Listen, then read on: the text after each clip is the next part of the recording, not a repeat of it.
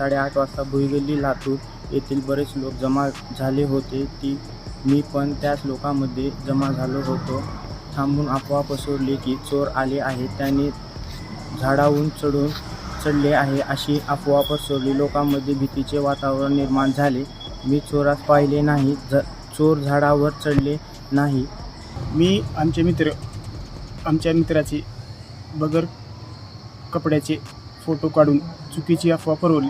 रात्री अपरात्री मी माझे इतर मित्रांना बोलावून त्यापैकी एकाचे कपडे काढून त्याचे तोंडाला काळे लावून